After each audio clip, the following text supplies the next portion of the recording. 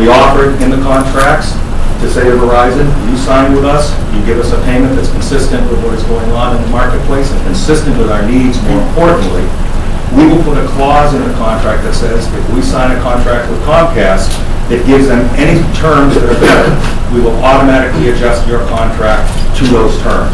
So we'll protect you for the risk that somehow the town will sign a contract with Comcast that is more favorable than a Verizon contract. We'll give you that protection, which is one of the concerns that Verizon had, and we recognize the concern.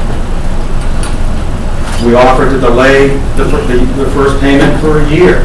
We said, don't pay us anything until a year after you operate.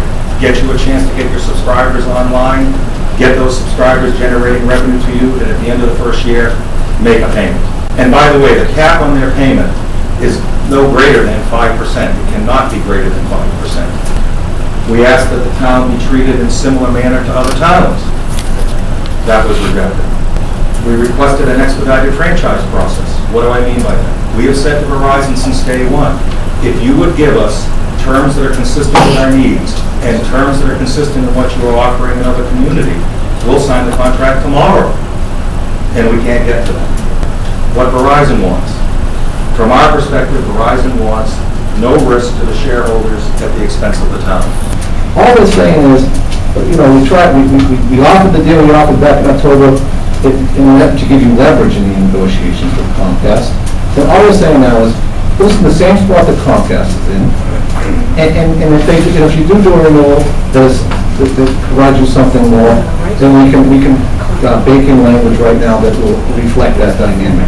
So on the whole forward, if a Hall resident is getting a 2 or 3% pass-through on their bill right now, all we're saying is we'll pass through 2 or 3%. That's what they're doing right now. We're willing to match that.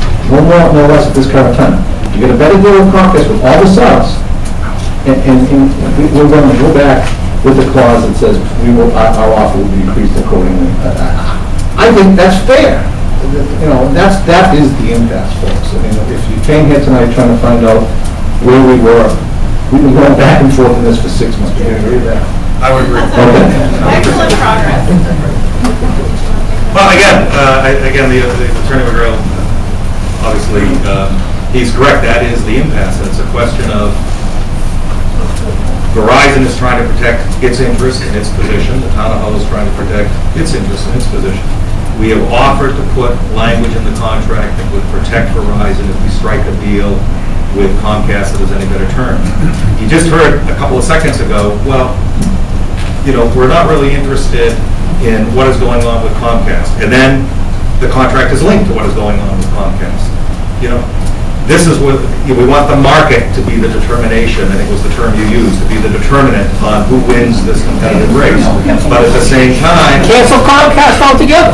At the same time, again, the federal law doesn't allow you to quite do it as quickly as that. It's one of these wonderful areas of law where, and for good reason, there are some good reasons why the cable companies have the kind of protection that they have under the law. But you're not able to say contract over, switch it off. The fundamental difference is Comcast provides $87,000.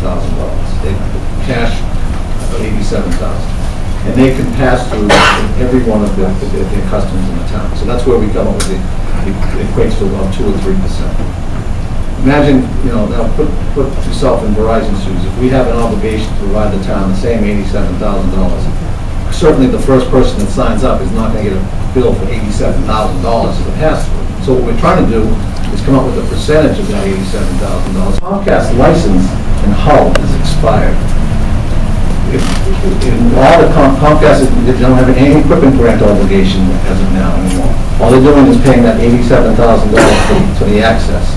If we were to do a deal for 5%, which would equate over the course of time, would equate to more than $600,000, could be millions, and I gave you an equipment grant. So let's say we get a $100,000 grant and 5% of gross, and Comcast is only paying $85,000 with all the subs. What impetus would they have to do a renewal with you? They would drag it on forever.